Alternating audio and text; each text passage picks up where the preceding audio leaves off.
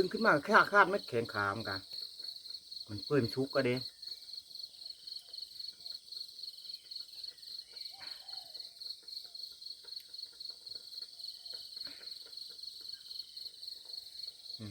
ดึงขึ้นมาคาดกดมากัน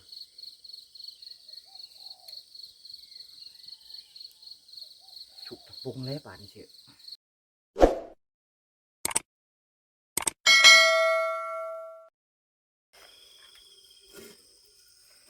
สบายดีจำคืนมันเองครับอากาศสีมาต้มกินน้ำกาแฟนะต้มกาแฟยาหักสีกาได้การเข้มมะนาวห้องอยู่ไฮโซนเท่านี้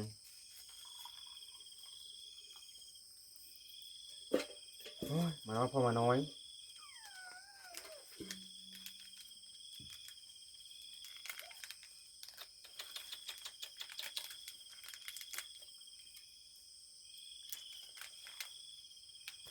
เป็นเฮ็ดน้ำมันโลกเป็นนานแต่เข้มมะนาวก็หลายเตือนแล้วมันห้องนะ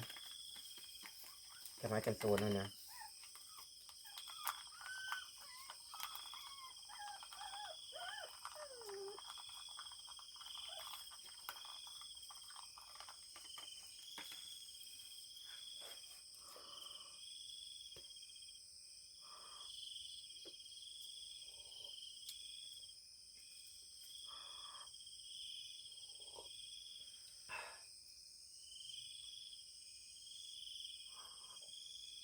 มีคนตองหรือว่ามีแหละตะเกาห้องกระแซวนะ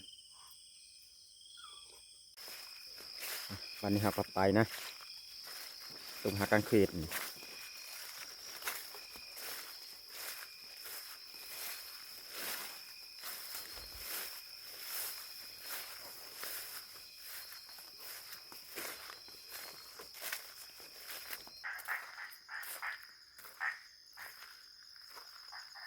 ห้อง6 โลด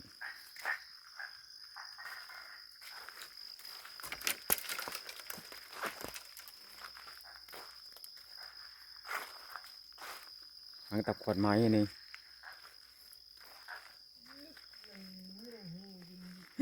ได้เว้ยมันห้องอยู่6เนาะ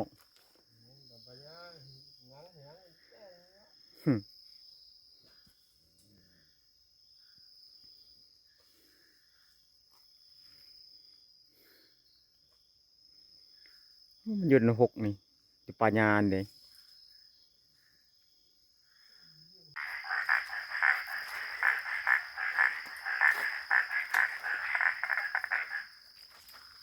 มันห้องอยู่6เลยมันได้สิได้มัน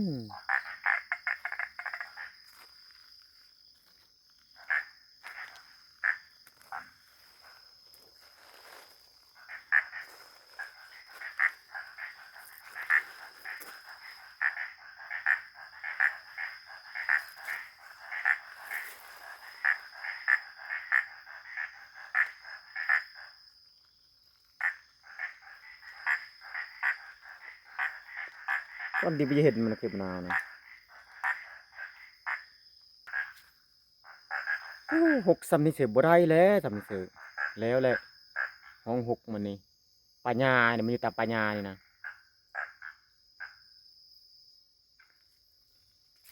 บ่รอดได้6ซ้ำเนี่ย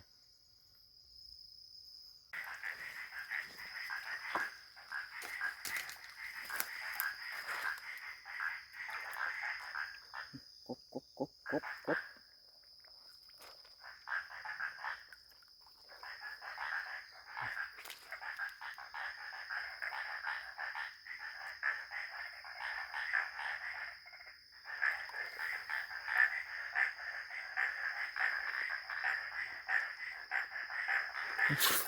บ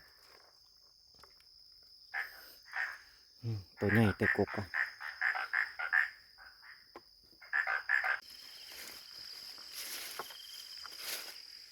วันนี้เขาก็ขึ้นไปจะเทนเขานะแต่การเข้มะนาวก็มัน6เด้มาเห็นมัน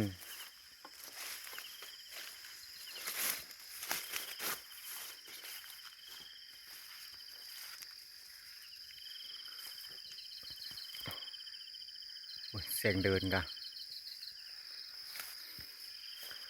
ทุกวันนี้ก็บ่าย2 โมงเลย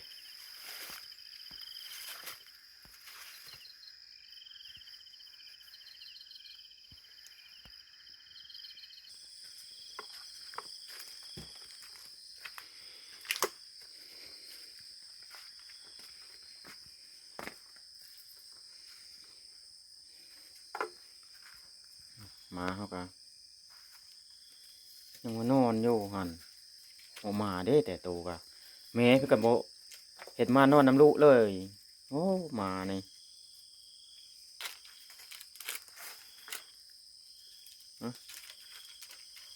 แล้วให้ก็เกลือมันแต่ข้าวเขาก็ต้มไว้ละ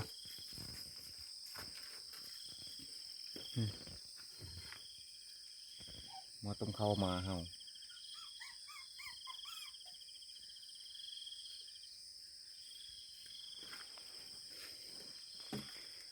รถจักรเขาก็เพ่ละติดไปได้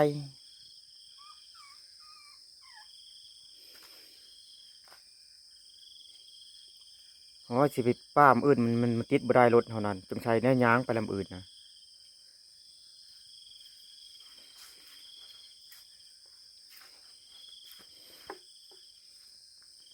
ของรถเก่าเลยเด้มาตัวนี้ก็มาเลยจ่อยไม่ได้เพ่นไป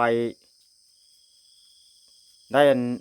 2 ทิศได้เพ่นไปนั่นมานี่จ่อยไม่ดอไปอยู่ป่าผู้เดียวหมู่อยูนเพ่เท่ง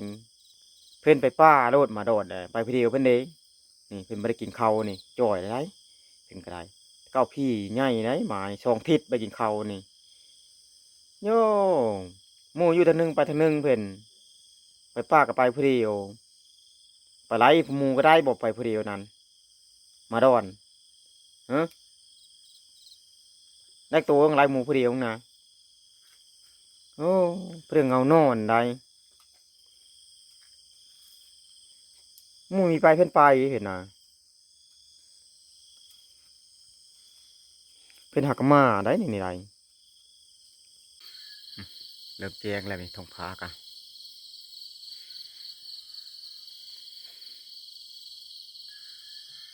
มันนอนทำงานศูนย์กัดแจ้งแล้วมันนี่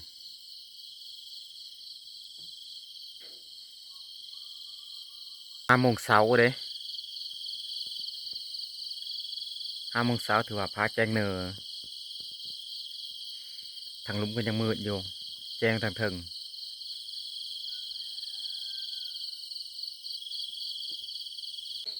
เราก็นึ่งข้าวได้นึ่งข้าวกับบ่ทันแจ้งนี่ก็เริ่มแจ้งเลย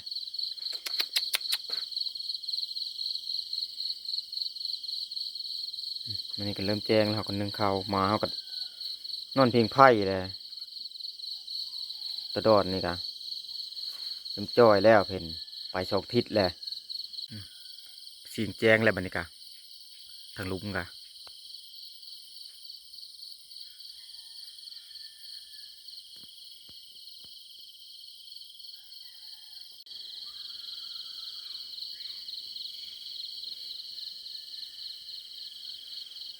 ทางนี้ก็แจ้งเลย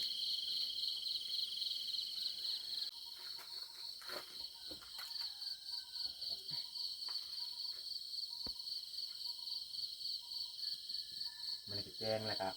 เรานึ่งข้าวสุกยาเขาก็สีผ้ามาไปไล่หมูได้มีไปแถวไห้เฮานี่เหมือนนี้แต่เฮาไม่ได้ขึ้นหอดป่า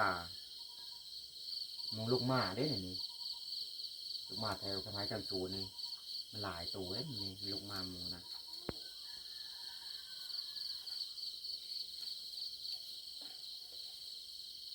หมูติกุดกับลูกหมาพี่เกือบชีโชะไปได้หมูติกุด3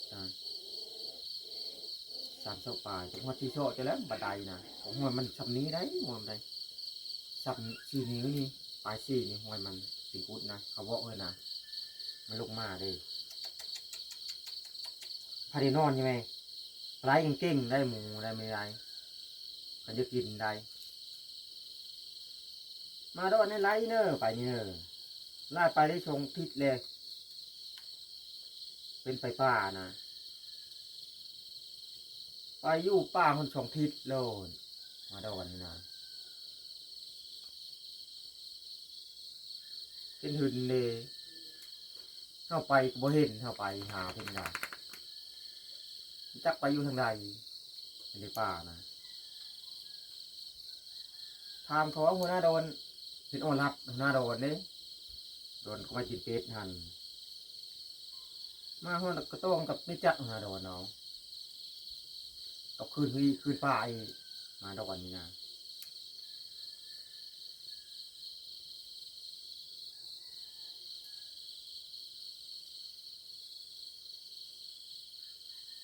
คืนไร้หมูเดียวเพื่อนเลยเด้อ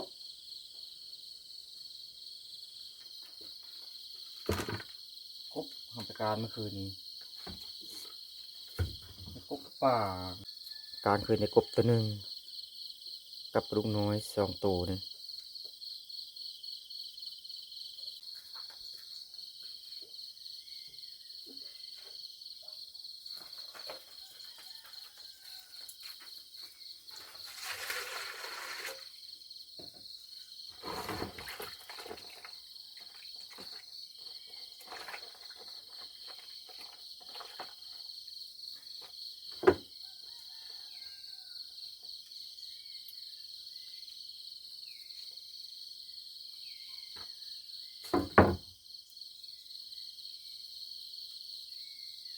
ใส่ปลาต้มก่อนมันใส่กบใส่ปลาถ้าเข้ามาก็หายขึ้นเลย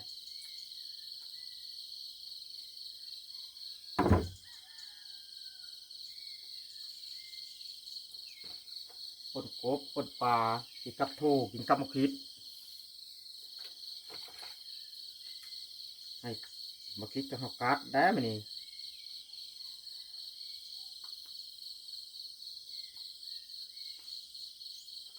กัดมะขิดดิบกินมะขิดปลาจุ๊บแซ่บ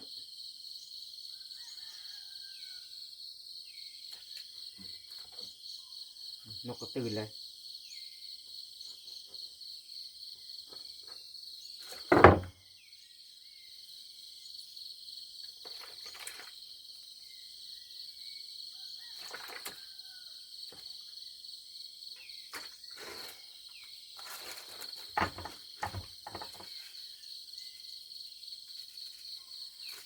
ก็คือพวกโน่ไว้ครับต้มแหละบาทนี้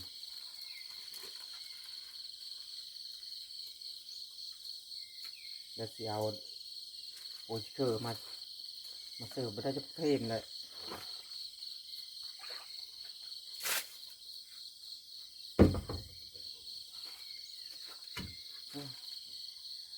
มีมขาม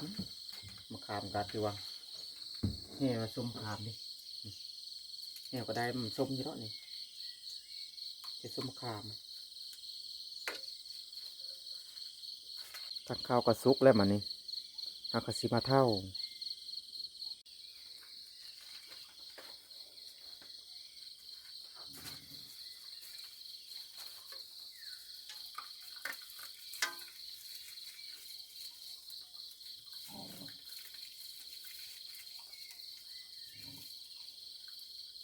ใส่หัวชิคเกอร์ก้อนมันนี่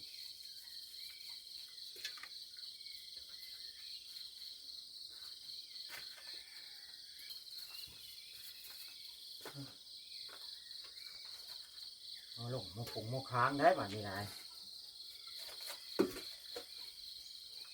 พักตัวนี้ต่อ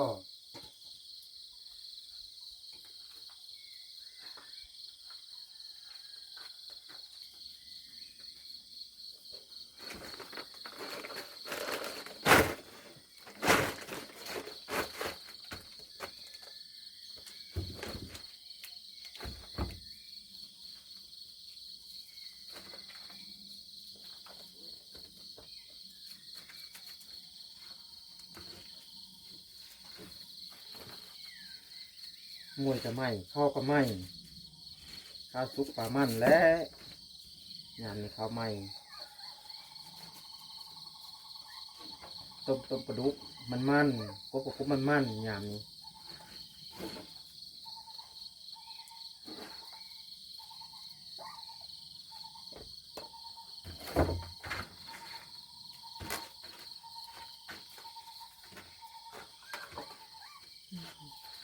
แนว มันหมดทันเย็นเด้มันยังฮ้อนอยู่มันก็เปื่อยคือเก่าแล้วเขาเอาปลามันเย็นคือก่อนถ้าว่ามันเอาปลาติดอัดครับมันสีนะมันสีบ่เย็นทางนกเขาหันจะแซวจะให้จะโซนนะอากาศยามเช้ากะมื้อนี้ก็ลมหนาวได้ตอนนั้นที่แจ้งตอน5 โมงเนี่ยฝนตกแช่ได้มึงว่างกับตกมันมือฝนนะอยู่บ้านเขานะ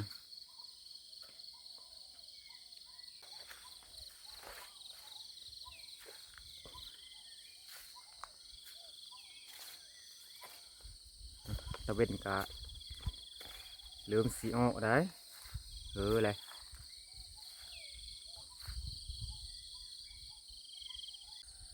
นี่ก็ปลาโถเฮาปลาหมกคริดเฮาเก็บกินมาโถนี่กินกับกินหมกคริดนี่เลยกับแจกบ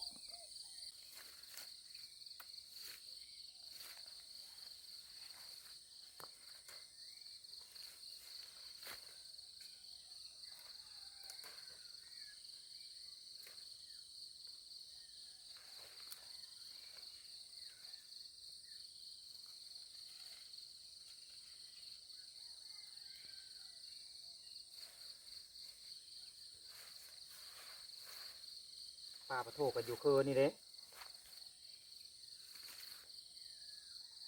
มาพริกกับจีซุกได้ตัวนี้นะ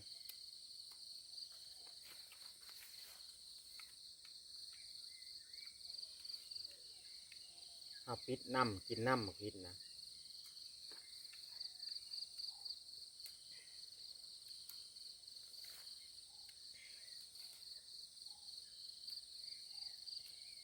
กินพริกก็แซ่บป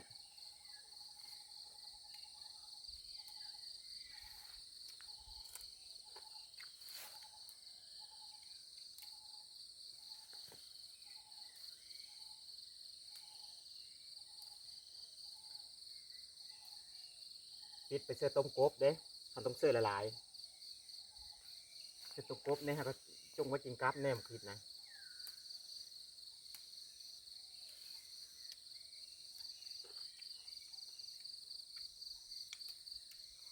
แซ่บ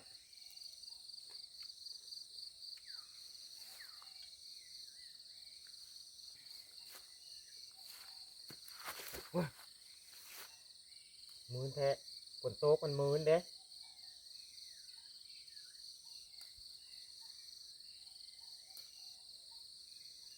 กลับไปเสื้อต้มกบกับหมกคริดนะลายไปไป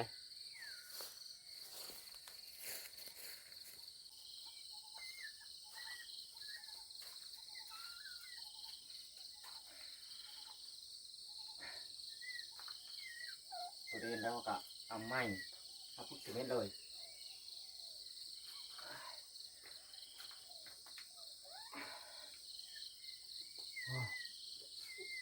เริ่มสุกเลยมาฟดเลย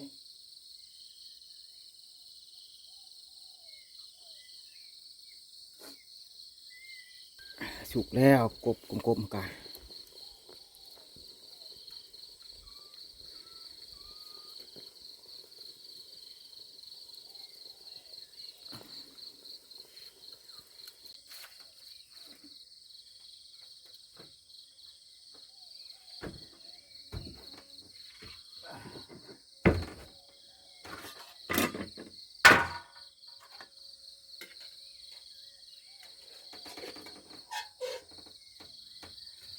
กลับมาพริกก้อนมัน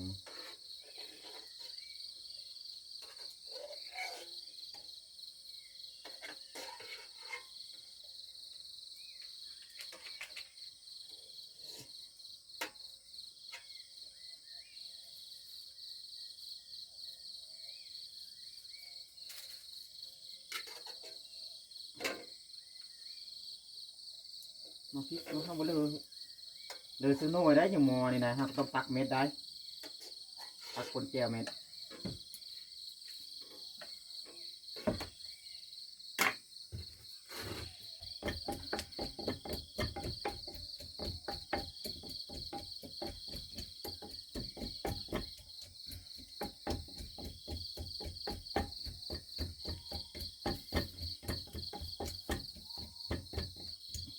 เราต้องตำเละนะ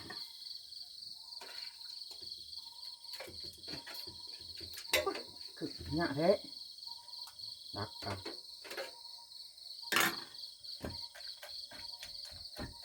ปลาดุกน้ำ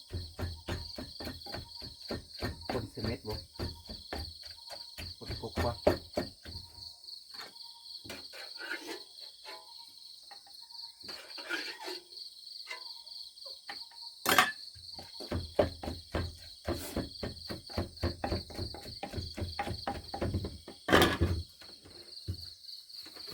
มันซื้อเป็นโนกก่อน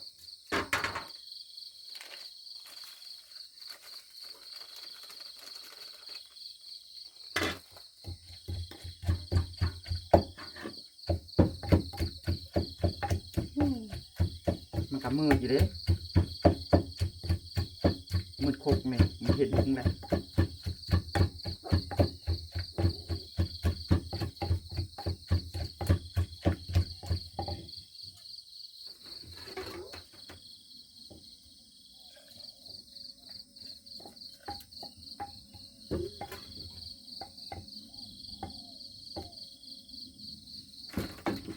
ต้องซิมก่อนพอดีเลยของเกลือข้าวเสือเด้เสือแล้วแหละจะมาต้มผม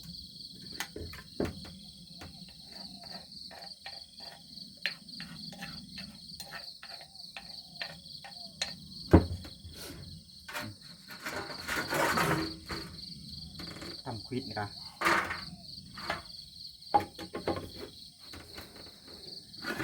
ทำโถอี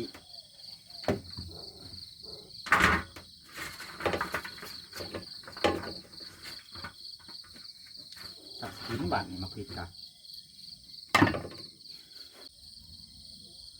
จะปนกบอากาถือว่าเป็นแต่แซ่บได้ครับปนได้ปนกบกำมาโถกำมาควิดแน่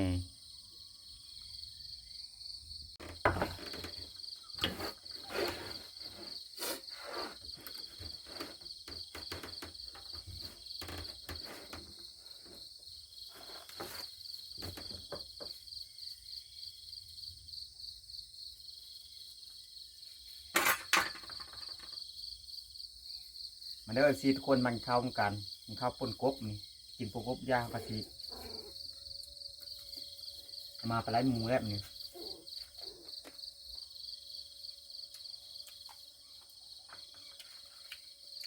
นิ่วคิดแน่กินกับกัน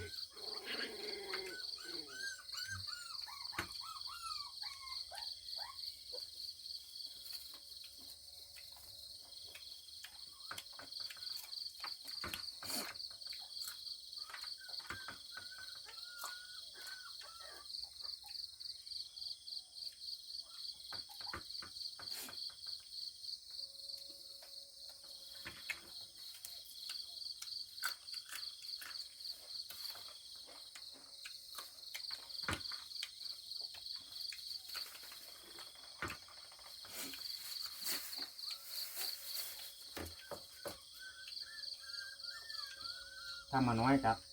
อยากกินนมแม่เมื่อบ้านหากมามือแจงนี่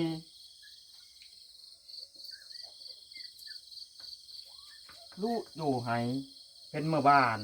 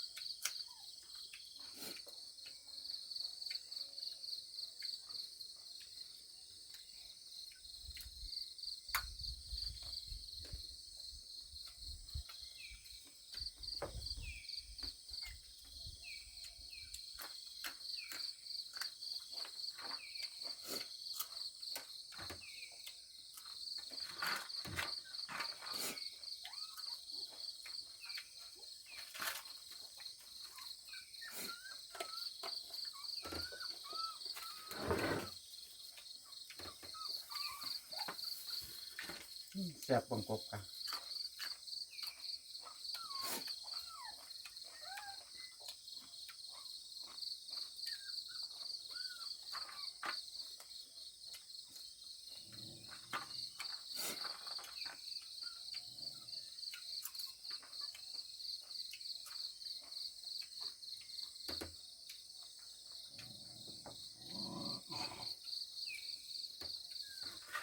มาพริกจะไม่น้อยนะเก็บมากัน1,50หน่วย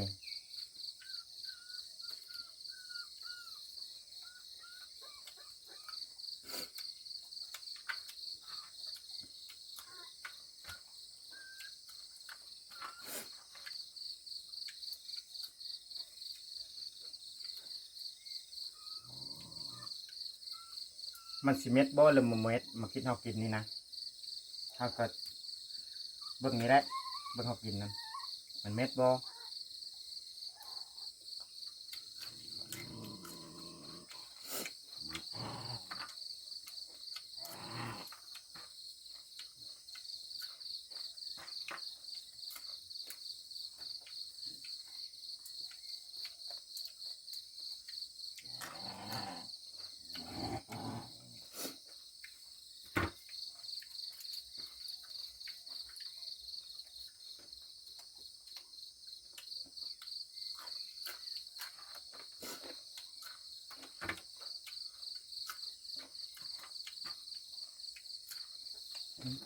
กากมัน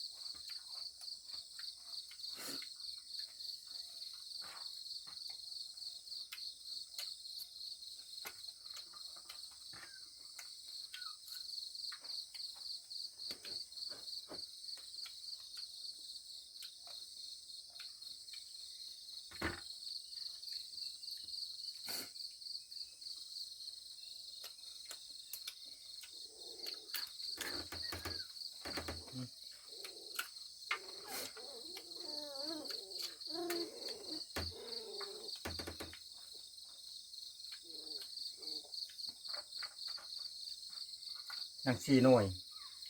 นี่กินคำเดียวเม็ดมากินเนี่ย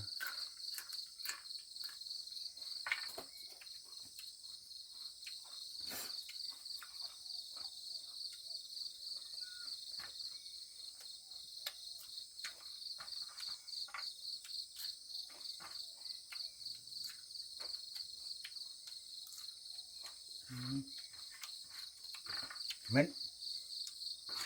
นั่งเงยนึ่งเนาะ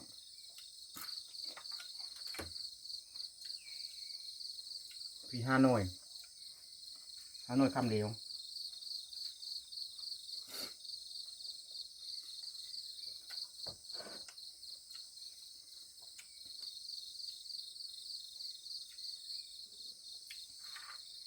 มาคิดเม็ดน้อยได้เอามากินนึง50 หน่วยได้กับมา50 ปลายหน่วยมาลายตัวนั้นมีแต่กากมันนับเบิ้งกากมันตรงหน่วยนี่เขากินนี่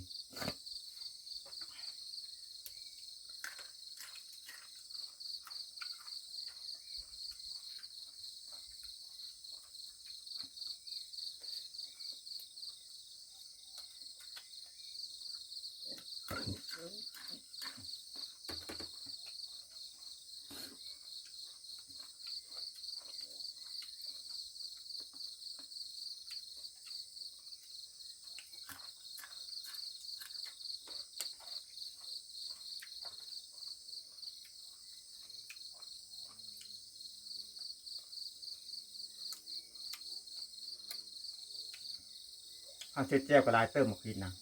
เอาเชื่อเม็ดเลย ไม่เลยที่หน่วยเลยมีหมวกไม่เลยละพริกกับจะน้ำมัน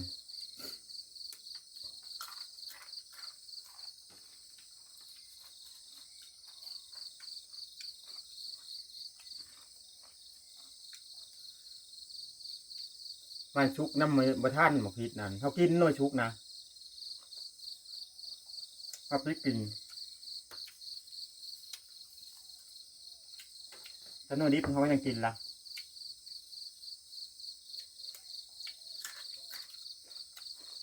มาเขาเยอะเขากับพริกกินมันมีอยู่ก๊กสบาย